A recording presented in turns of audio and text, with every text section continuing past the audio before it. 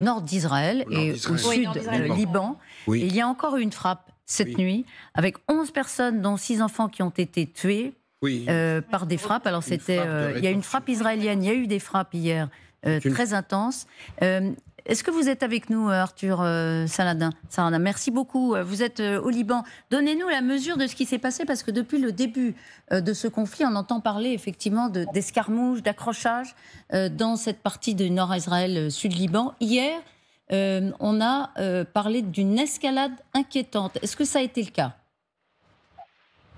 Alors oui, ça a été le cas. Et en fait, ce qui est intéressant, c'est aussi de considérer cette escalade dans ce cycle, en tout cas cette spirale des représailles qu'on voit depuis plusieurs mois à la frontière libano-israélienne. Donc, pour donner une petite chronologie, ce qui s'est passé ces dernières 24 heures, il y a d'abord eu le Hezbollah qui a annoncé des représailles à un tir de drone israélien qui avait eu lieu dans le Liban l'avant-veille.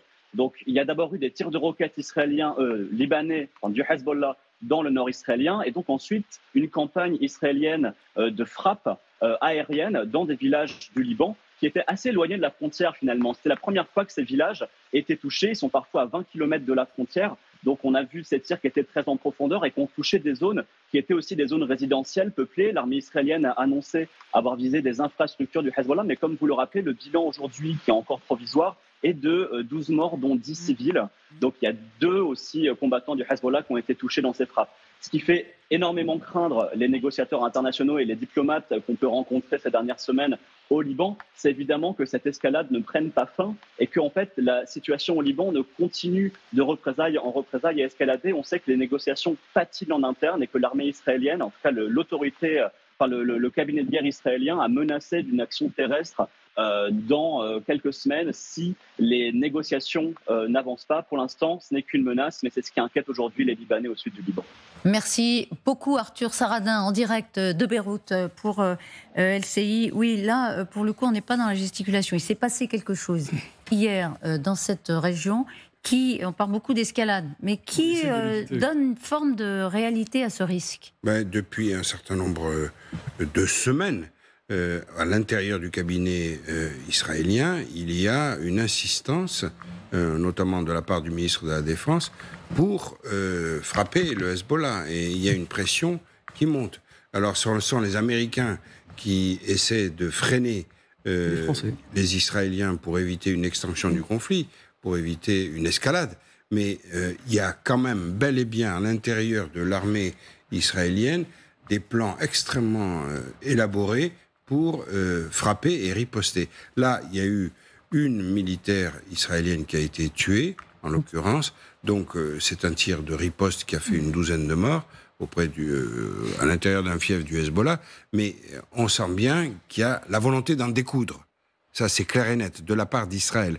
Mais si ce n'est pas tout à fait l'intérêt du Hezbollah d'obtenir une déflagration de plus, c'est en revanche la volonté d'Israël que de frapper très fort afin que le Hezbollah cesse de houspiller et de bombarder le nord d'Israël. On a toujours dit que le Hezbollah, et surtout l'Iran, ne voulait pas être entraîné via le Hezbollah dans cette guerre. Donc, on sait que ça resterait... Là, il y a quelque chose qui dysfonctionne. Enfin, pardon, c'est pas du tout le mot qui convient, mais une soldate israélienne tuée. Oui. C'est pour ça, sans doute...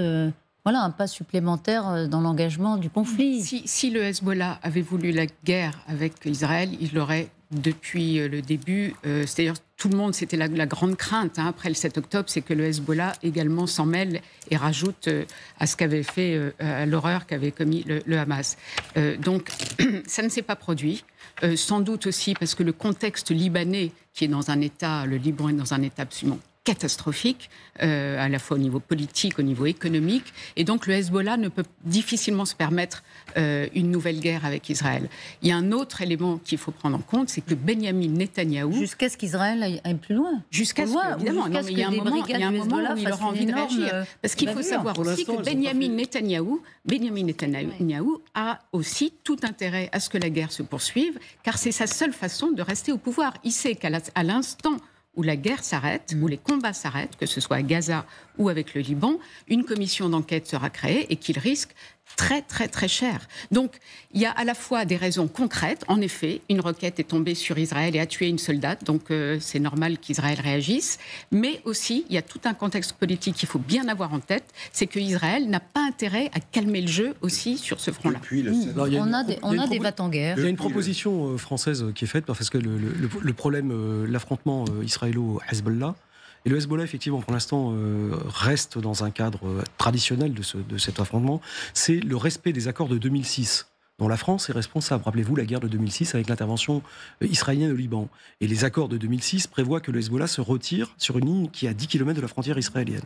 Donc on est en train de discuter avec eux. Pour l'instant, ils ne sont pas d'accord, mais c'est là-dessus que ça pousse. Sur le fait qu'ils se retirent au-delà de cette ligne de 10 km. Et que, pour le coup, les Américains soutiennent ce flanc et que la France forme et appuie l'armée libanaise pour qu'elle prenne la place du Hezbollah dans le sud Liban. C'est ça qu'on est en train d'essayer de discuter avec le Hezbollah et avec les Israéliens. Je ne dis pas que c'est gagné, je dis que c'est ça aujourd'hui. De la même manière qu'il y a un plan sur la question de Gaza-Cisjordanie, il y a un plan sur la question du Hezbollah. Après, on verra ce que ça donnera. Quelques jours à peine après le massacre du 7 octobre, le ministre Yoav Gallant a déclaré clairement des choses très très catégoriques sur le Hezbollah en les mettant violemment en garde. Donc il y a une intention à l'intérieur du cabinet israélien je veux dire, les gens sont vraiment sur des charbons ardents concernant le Hezbollah et le sud Liban. Sur le thème, on ne laissera plus jamais passer ça. Situation inquiétante, vous le disiez Alexandra Schwarzbrot. Je signale que demain, Libération publie un numéro spécial à l'Ukraine. Ce sera intéressant de le lire, évidemment, à la lumière de la visite, on le rappelle, de Volodymyr Zelensky demain soir à Paris, demain en fin de journée. Ce sont des horaires encore à prendre avec énormément de pincettes. On verra cela. Donc merci infiniment, en tout cas, Alexandra, d'avoir été sur le plateau du Temps de l'Info. Christian Macarian, c'est toujours un plaisir. Margot Haddad, on va vous retrouver tout au long de ces jours sur LCI avec votre expertise. Didier François, à bientôt. À bientôt.